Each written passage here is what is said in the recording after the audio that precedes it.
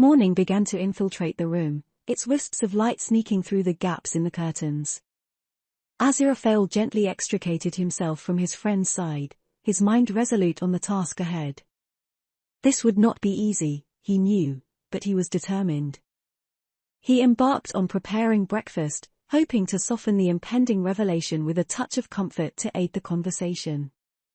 As he added the finishing touches to his culinary preparations, a sudden exclamation that near shook the building pierced the air. The forceful declaration "Angel" reverberated from the bedroom as the door swung open in an almost theatrical flourish, and there stood Crowley, a vision draped in a pastel blue, pinstriped Victorian nightshirt that cascaded like ethereal mist around his ankles. "What have you done to me?" Crowley's voice was a symphony of astonishment laced with vexation, a melody only he could compose. With each word, he tugged indignantly at the seams of the nightshirt, a gesture at once irate and perplexed. His gaze shifted from his bedclothes to the spread on the table, his tone carrying an octave of disbelief. "What, in the name of infernal realms, is this?" Aziraphale, unfazed by the tempestuous entrance, responded with a cautious diplomacy. Breakfast." His arms gestured in an almost fragile motion toward the spread on the table. Pausing, he considered the angelic-like attire that adorned the demon and weighing the mistake. "I thought a pleasant beginning might be appreciated," he continued, tilting his head in invitation as he settled into one of the chairs with the grace of a courtly dance. "Do join me, won't you?" Crowley stood in a stance that defied compromise, his exterior unyielding despite the faint telltale tremor beneath the surface that belied an ember of genuine appreciation of his friend's presence. He reached for a mug of coffee, refusing the chair's embrace, choosing instead to lean one hand on the chair's edge in an insolently casual pose that seemed to declare his dominion over the situation. His gaze, fixed and penetrating, swept the room, a surveyor of changes, casting a glance of mixed curiosity and unvoiced skepticism. The seconds hung taut in the air as Aziraphale summoned his courage. "Listen," he began, urgency tinging his words, "there's something that needs to be addressed." Crowley's focus, momentarily roosted in the corner of the room, was drawn back to Aziraphale, whose eyes pleaded with an intensity that sought passage through his defenses. Crowley's expression was a montage of audacious nonchalance and unspoken challenge, a silent dare for Aziraphale to proceed at his own peril. Aziraphale hesitated, and then began anew after a fleeting moment of contemplation. "The course of events, my dear Crowley, might not have been quite as they appeared." The room seemed to hold its breath as Crowley's stance grew rigid once more in response to this opening declaration. Lamenting his choice to not start with a more casual topic, he pressed on with the colloquy commitment he had made. "Plans are set in motion, and I find myself requiring your assistance, as you see." Aziraphale finally managed, sensing an increasing resistance to this discourse. The words stumbled over each other like a fumbling dance. But before he could continue, his sentence was swept away by the tempest of Crowley's response. It surged forth, a torrent of pent-up emotions finding an unexpected release. The coffee mug landed on the table with a sharp thud.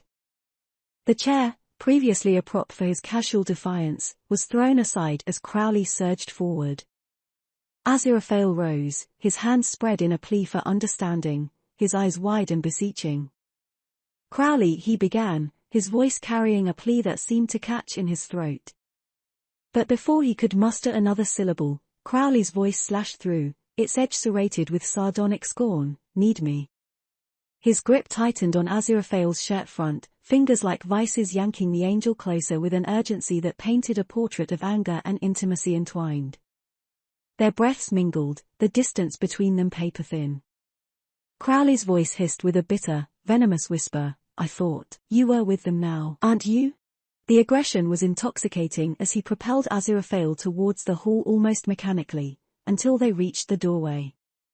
"Please, my dear friend, there's no need to be upset," Aziraphale urged. "After all this time," Crowley sneered, the words hissed through gritted teeth, "the reason you finally choose to grace us with your presence isn't some noble cause. No, it's because you need something. Now tell me, Angel, what kind of friend is that?" With a sharp exhalation, Crowley released his grip in a gesture of gentle surrender in stark contrast to the turbulent chaos that had erupted moments before. "You're absolutely right, I can see how insensitive my approach has been, but that was never my intention. I hope you can forgive me." Aziraphale beseeched, his voice trembled as he pleaded, the gravity of the situation hanging heavy, threatening to crush their history beneath its weight.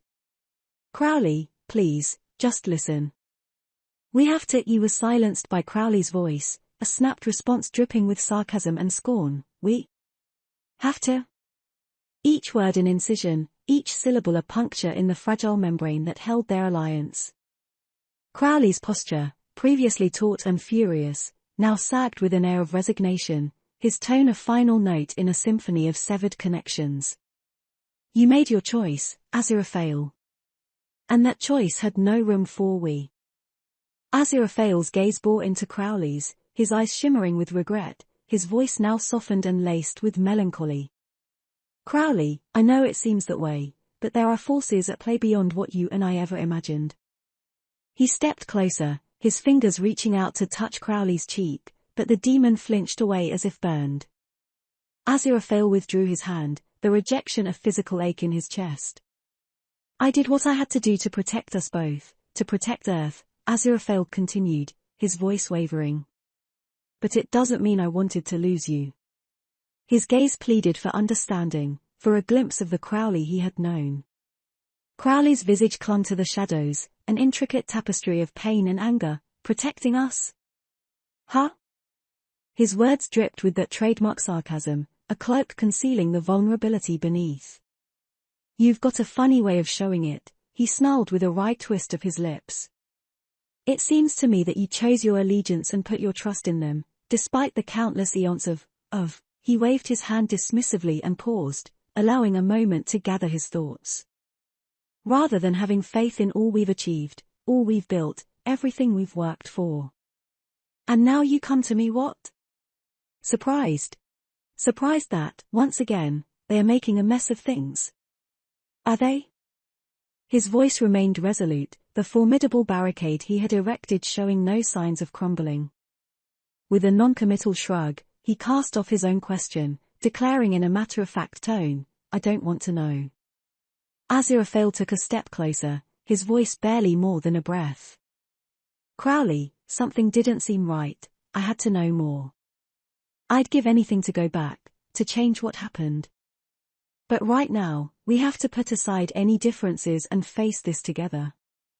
The demon's eyes, bereft of mercy, halted Aziraphale's words in their tracks, suspending them in the charged atmosphere. Each syllable seemed to wither and expire under the oppressive weight of tension that coursed between them. Aziraphale's hands trembled with nervous energy, fumbling aimlessly, before he half turned away from Crowley and the flat, the weight of defeat heavy upon him. "You can find me at the bookshop when you're ready. Our lives, our existence, may rest upon our cooperation." His voice, a blend of desperation and reluctant resignation, faded to a hushed mutter, "Muriel knows how," and with that, Aziraphale retreated, his footsteps echoing his shattered hopes. With a resounding thud, Crowley forcefully shut the door behind him and pivoted to face away from it.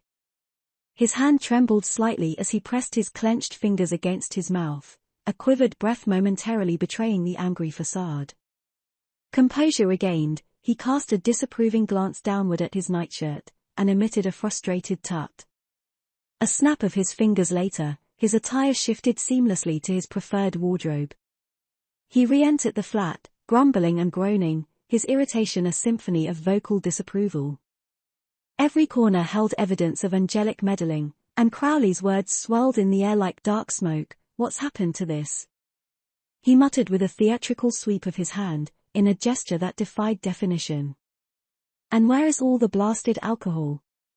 His tone teetered on the brink of exasperation as he scoured the once chaotic surfaces, now bereft of their bacchanalian allure. His irritation mounted, punctuated by a snide quip that hung in the air. "Did he ever consider I might have wanted it that way, that I broke it for a reason?" Each word dripped with the venomous cocktail of bitterness and rebellion, challenging the sanctity of the angelic influence. His strides led him to the room filled with plants that had once been mere smoldering remnants, now luxuriating in their vibrant greenery.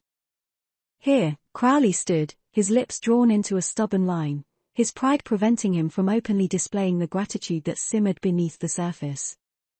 A huff of frustration escaped him, and he turned away from the lush scene, his gaze locked onto his study. With a determined resolve, he flung himself into the desk chair in a silent proclamation of his unyielding defiance. Slowly, the tautness in his frame relented, yielding to a touch of contrition that mingled with the echoes of his earlier fervor. His eyes became ensnared by the dance of his fingers, a somber spectacle of introspection as if they were a needle, tracing past events etched into the folds of his skin. Yet, as moments passed, his preoccupation was suspended by a peculiar interruption. An anomaly that persistently teased the periphery of his sight, coaxing his thoughts from the reverie. The visual oddity tugged at his attention, eventually compelling him to divert his gaze towards a small box resting on his desk. He adjusted his posture, pushing his elbows against the chair's armrests to regain a seated position as his focus shifted. "Hello," he drawled with an air of curiosity directed at the inanimate object. "You're new." He lifted the box, cradling it delicately in his slender fingers as he observed it from various angles. A contemplative hum escaped him as he mused aloud, "Actually, you're something quite old, aren't you?"